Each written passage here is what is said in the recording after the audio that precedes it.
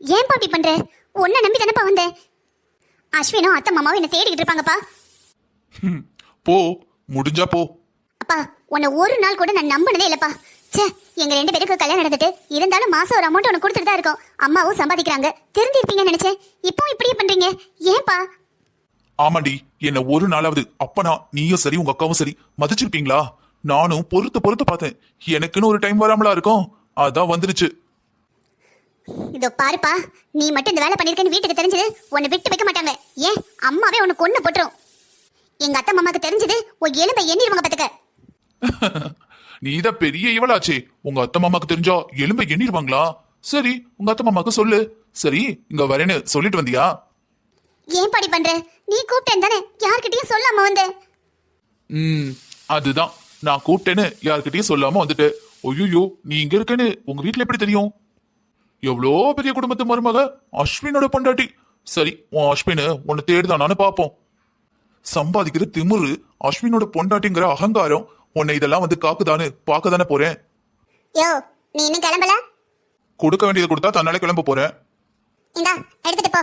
எல்லாம் சரியா இருக்கான்னு எண்ணி பாத்துக்க. அப்புறமா அவ்வளவு குறையுது இவ்வளவு குறையுதுன்னு பேரம் பேசக்கூடாது. எண்ணி பக்கம்லாம் அவசியம் இல்ல, பார்த்தாலே தெரியுது சரியாதான் இருக்கும்னு. சரி கிளம்பு. இதை பாரு பட்டமா, 2 நாளைக்கு பொண்ணு இங்க இருந்தா போதும். அடுத்து தெரியும்ல. பொருளை ஒப்படைச்சிட்ட, பணத்தையும் வாங்கிட்ட, கிளம்பு. அட்வைஸ் பண்ற வேலை எல்லாம் வச்சுக்காத. அப்பா, என்ன மிரட்டினதெல்லாம் போதும்பா. ஏன் பாடி பண்ற? எனக்கு உண்மையாவே பயமா இருக்குப்பா. ப்ளீஸ்ப்பா, ஆக்ட் பண்றதை நிப்பாட்டு. என்னது அப்பாவா? யோ, என்ன சொல்றா இவ? ஆமா, இவர் என் அப்பா தான். இந்த கேடு கட்டவன் என்ன பெத்தவன் தான். தயவு செஞ்சு என்ன விட்டு. யோ, உலகத்துல நிறைய கேடிங்களை பார்த்துருக்கேங்க, ஆனா ஒன்ன மாதிரி ஒரு கேடு கட்டவனை நான் பார்த்ததே இல்ல. கிளம்பு கேந்து. அப்பா, உனக்கு பணம் தானப்பா வேணும், நான் எவ்வளவு வேணாலும் கொடுக்குறேன். அஸ்வின்ட்ட சொல்லி நிறைய வாங்கி கொடுக்குறேன்ப்பா, ப்ளீஸ்ப்பா.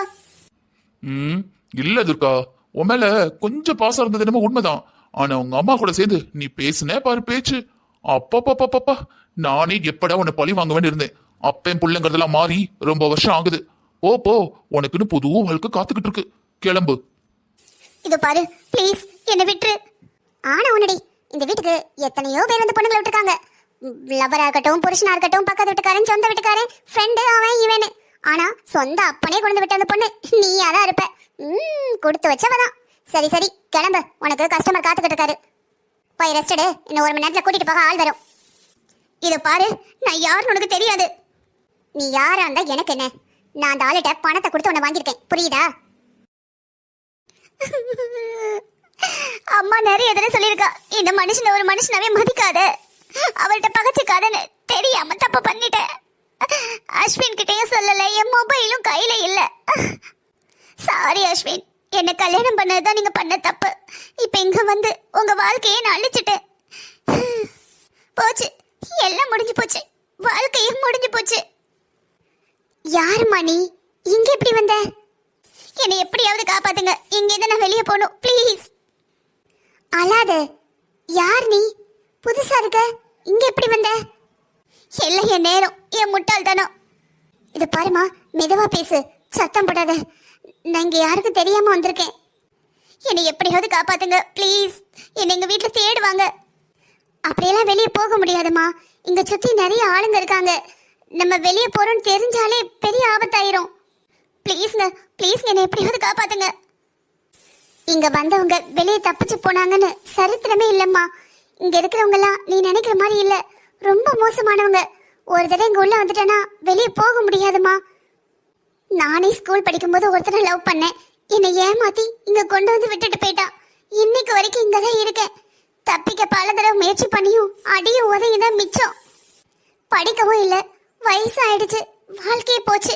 இதுக்கப்புறம் வெளியே போய் என்ன வாழ்றது? அதை இங்கே கிடக்க. இது பாருங்க, எப்படியாவது என்ன வெளியே போகணும் ப்ளீஸ்ங்க. எங்க வீட்டுக்காரருக்கு மட்டும் சொன்னா போதும், அவர் எப்படியாவது என்ன காப்பாத்த வந்துருவாரு. உனக்கு நான் சொல்றது புரியலன்னு நினைக்கிறேம்மா. இங்க சுத்தி ஆளுங்க இருக்காங்க, இங்க யாரும் உள்ள வரவும் முடியாது, வெளியே போகவும் முடியாது. அட்லீஸ்ட் போலீஸ்க்காவது கால் பண்றேன். ஏதாவது மொபைல் இருந்தா கொடுங்க, இல்ல போன் ஏதாவது இருக்கா? நீ வேறமா, இங்க இருக்கிறவங்களுக்கு போலீஸ்லயே நிறைய ஆளுங்க ஹெல்ப் பண்றாங்க. போலீஸ் உதவி இல்லாம அவங்க சப்போர்ட் இல்லாம இதெல்லாம் பண்ண முடியுங்கிறியா? அப்படியா சொன்னா? ஆமாங்க, ஒரே காமெடியா போச்சு. என்னம்மா, நீங்களும் அப்பாவும் சின்சியரா ஏதோ பேசிட்டு இருக்கீங்க போல. அதெல்லாம் ஒண்ணு இல்லடி, உங்க அப்பா ஃபங்க்ஷன் விட்டு போனாங்கல்ல, அத எல்லாம் சொல்லி பேசி சிரிச்சிட்டு இருக்கோம். ம் தம்பி எங்க? வந்துட்டான் உள்ள ஃப்ரெஷ் ஆயிட்டு இருக்கான், வந்துருவான். சரிம்மா. ஏமா மாப்பிள்ளை கண்ணிலே காட்ட மாட்டேங்கிற, என்ன அவங்க அம்மா வீட்லயே செட்டில் ஆயிட்டாரா? அது ஒண்ணும் இல்லப்பா, புதுசா ஒரு பிசினஸ் ஆரம்பிக்கலாமான்னு யோசிச்சுட்டு இருக்கோம். அதான் அங்கங்கன்னு கொஞ்சம் அலைச்சலா இருக்கு. புது பிசினஸா? எங்ககிட்ட சொல்லவே இல்ல மாப்ள. இல்லம்மா, இப்பதான் இடம் பாத்துக்கிட்டு இருக்காரு. எல்லாம் அமைஞ்சதுக்கு அப்புறம் சொல்லலாமேன்னு யோசிச்சோம். அப்படியா? சரி சரி, என்ன பிசினஸ்? ஏதோ எலக்ட்ரானிக்ஸ் பிசினஸ்னு சொன்னாருமா. ஓ, பாத்துமா, தெரியாத பிசினஸ். ஏற்கனவே இங்க போட்டி நிறைய இருக்கு. நீங்க வேற ஃபாரின்ல இருந்து வந்திருக்கீங்க. இல்லப்பா, எங்களுக்கு அங்க கான்டாக்ட் நிறைய இருக்கு. இங்க இருக்கிறத விட ஃபாரின்ல விலை கம்மி. அதுவும் இல்லாம அங்க இருந்து இங்க. புரியுது.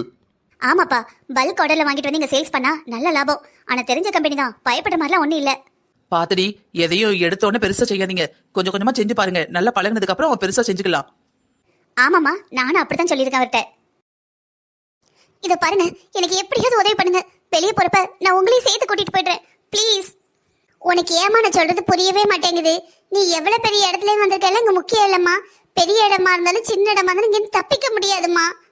இங்க ஒரு ஃபோன் கூடவா இல்ல? உனக்கு ஏமா நான் சொல்றது புரியவே மாட்டேங்குது. சத்தம் போட்டு பேசினாலே பிரச்சனை ஆயிடுங்க. நீ என்னடா மொபைல் இருக்கான்னு கேக்குற? ப்ளீஸ்ங்க, எப்படியாவது ஒரு ஃபோன் கொடுங்க. சத்தியமா உங்களையும் சேர்த்து காப்பாத்துறேன். இதோ பாருமா, இங்க 10-15 பேருக்கு மேல இருக்காங்க.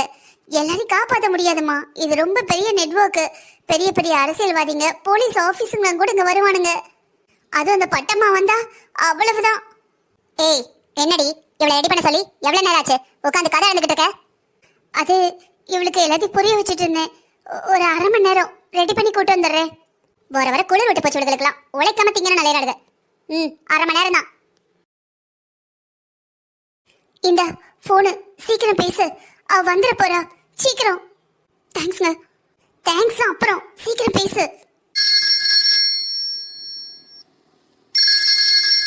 போன் எடுங்க அஸ்வின்.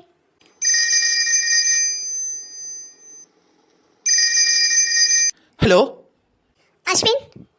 அஸ்வின். என்ன துர்கா, எங்க இருக்கிற? அப்ப வந்து கால் ட்ரை பண்ணி பார்த்துட்டே இருக்கிறேன். கால் போகவே மாட்டேங்குது. மொபைல் எங்க? ஹலோ துர்கா. துர்கா, ஒன்னதான். ஆபீஸ் முடிஞ்சதா இல்லையா? எப்ப வருவ? அஸ்வின், என்ன காப்பாத்துங்க. ஏய், என்ன சொல்ற? எங்க இருக்க?